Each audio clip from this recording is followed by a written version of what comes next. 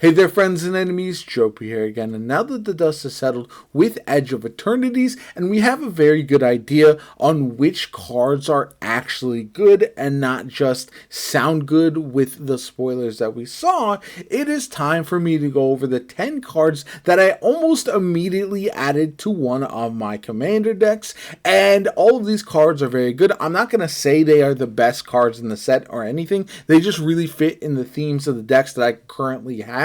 Sometimes that is going to be for fun, sometimes that's for power, and everything in between. Starting off with an honorable mention of Terminal Velocity. This one, I am theory crafting a Sonic deck right now. I also have a Shadow one in the works also, and I figured I might toss this into one of those. It is rather expensive at 4 colorless and 2 red mana, but I really struggled with the red cards in the set. I didn't really care for a lot of them. Some of them were pretty solid, but they just didn't fit the decks that I have, and so that's why this is the one that I would probably go with starting off. Even though I don't think it's all that great, it is one that is potentially pretty fun. You could do some interesting things with it, but I don't know how powerful it actually is. Then we get the Coral of the Void. This is one that I have seen a lot of people mention that they don't think it's that good. I really enjoy this in my Sephiroth deck.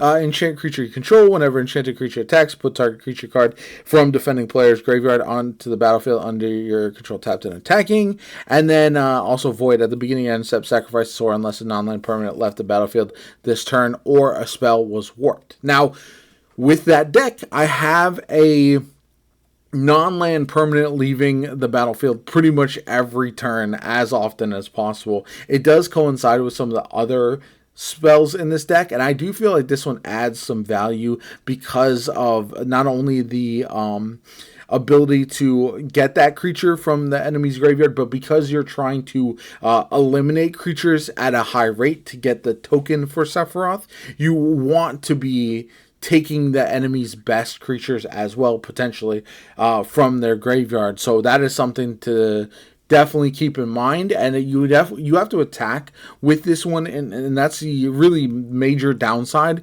So you have to make sure that whatever creature you put this on, you're able to attack almost every turn, but it does sound like it's very interesting. One of the things that I like about this is it doesn't say it's only returning the creature card to your from the graveyard to the battlefield for a single turn. You can keep this around as well, so you can essentially just eliminate the enemy's opponents by destroying their creatures, add them to your army, and then go and destroy them and do a bunch of damage. So I do like this one. I think it's a little bit underrated at times, but again, I know it's not the most insane, and it does cost 3 colorless and a black, but it does fit certain decks pretty well in my opinion.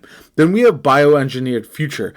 I made a landfall deck with some of the Final Fantasy cards that I have, and it just really fits in with that. So whenever this enchantment enters, create a lander token. Each creature you control enters with an additional +1/+1 on it for each land that entered the battlefield under your control this turn. Now, because in a landfall deck you theoretically want to be adding as many lands as possible, this is going to allow you to really benefit from that.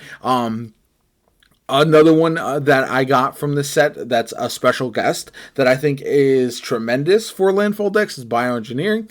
Is Burgeoning, and that's a card that allows you to play extra lands if you have them in your hand when an enemy plays a land as well, and I think that combination with this and another card that you'll see later on just combines really well. This set really thrives with the landfall and also land return from graveyard. You'll see that with the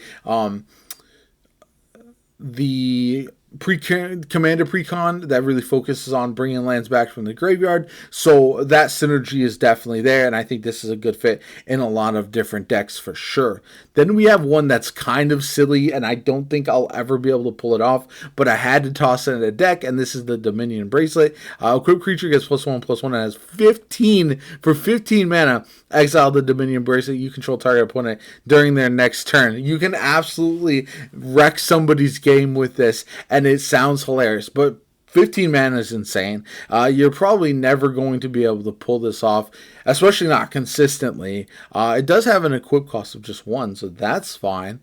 But yeah, this is an insane one. I'm glad they add stuff like this. Like one of the cards I really like from Final Fantasy is Genos Yalvis, who essentially, if one of your opponents dies, then you automatically win the game. I like different effects like that have win cons that are essentially strange. So looking at your opponent's hand and seeing what they can see and make all the decisions for them is absolutely bonkers. And I don't know, again, if it'll ever happen, but if I was able to use this card ever and pull off this 15 mana cost ability, absolutely insane, and I would love it. Then we get to these lands. The blue and the green ones specifically, I absolutely love. You'll see the Vendo is in here as well, but Uthros I think is tremendous, especially because blue focuses on artifact decks so heavily, so you can add a ton of mana for all the artifacts that you control. Stationing it for 12 seems like a lot, but I don't think it's that insane necessarily. Now, one of the things to remember is you tap them as a sorcery. Like, it's not going to be an instant, so you can't use it.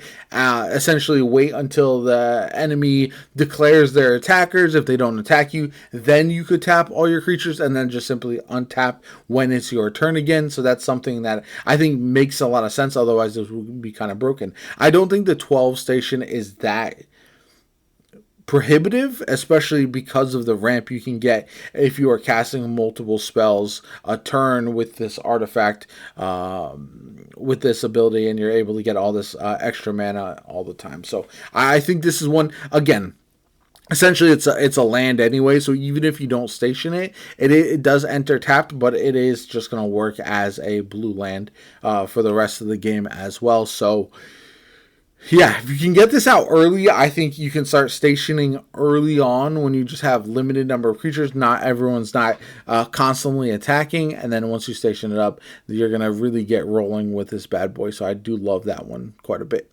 I added it to an artifact deck pretty much instantly as soon as I pulled it.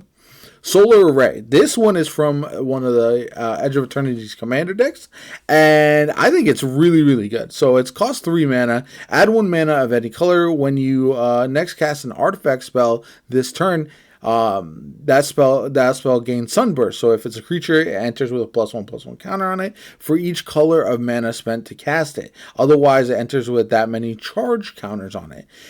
In decks that really focus on charge counters and you're able to move them around, this is really nice. In decks that are essentially are casting a lot of creatures and then artifact creatures specifically, this can be really, really good. So think of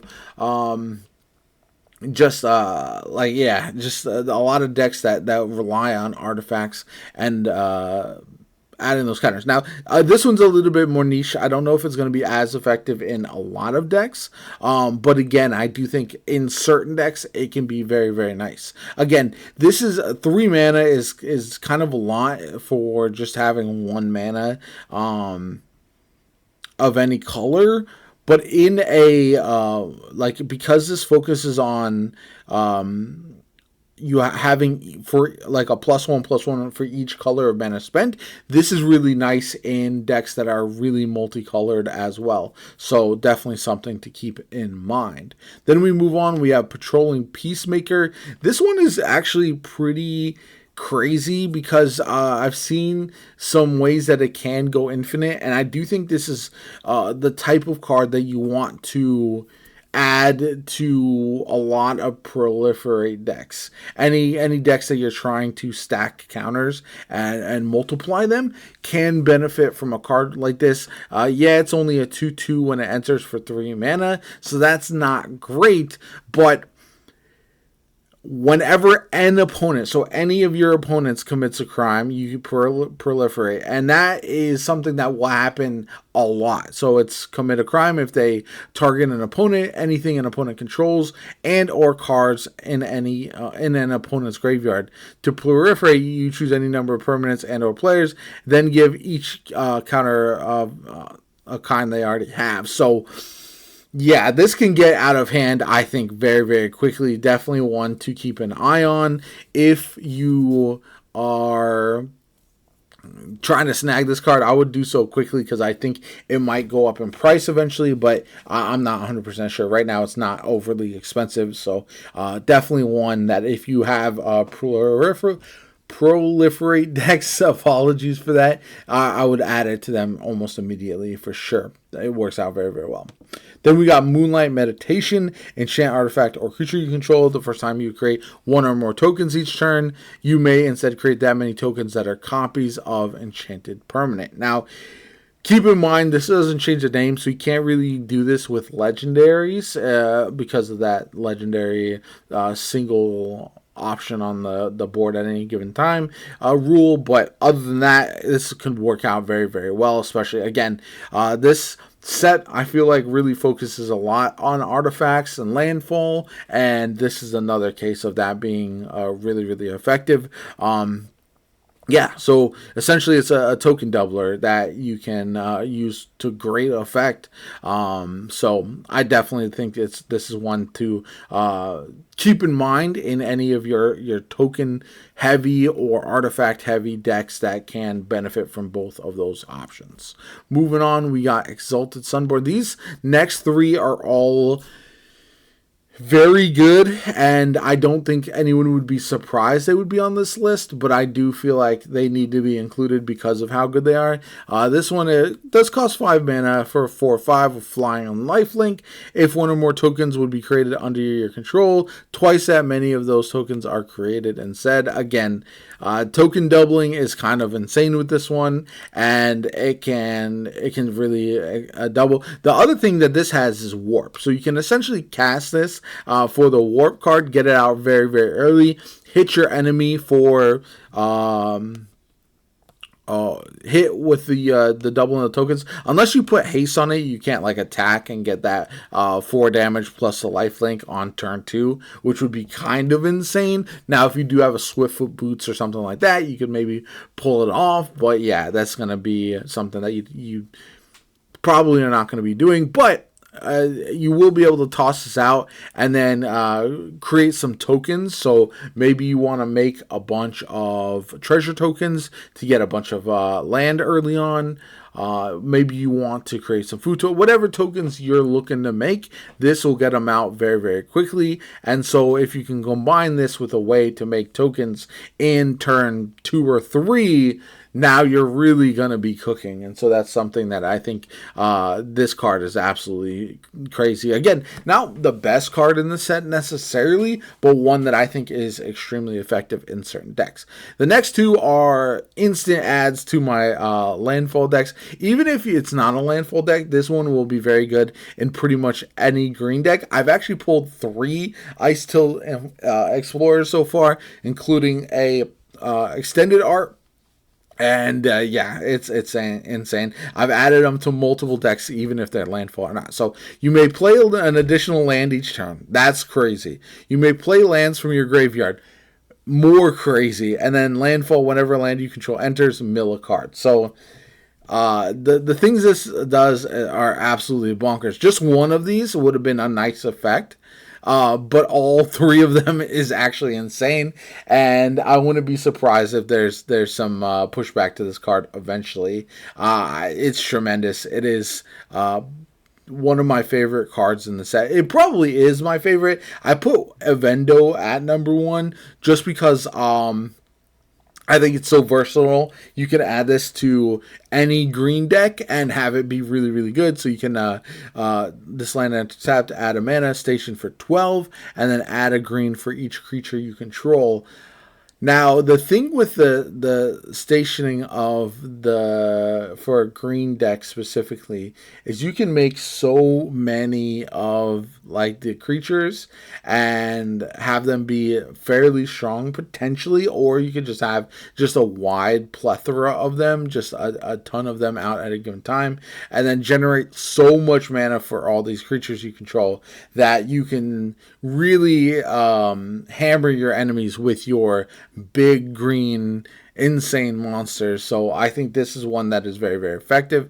And yeah, but Ice Tail is probably the most my favorite card in this set. I don't think it's very close. Now, is it the best card in the set? Maybe it might be. It's very good. It performs well in a lot of different decks, even if you're not necessarily playing specific landfall. That's one of the downsides to some of the landfall cards is that they tend to really thrive when they are in a full blown landfall deck, whereas Ice Till can be successful in any green deck, any deck that has green in it, probably. So I think that's definitely something to keep in mind.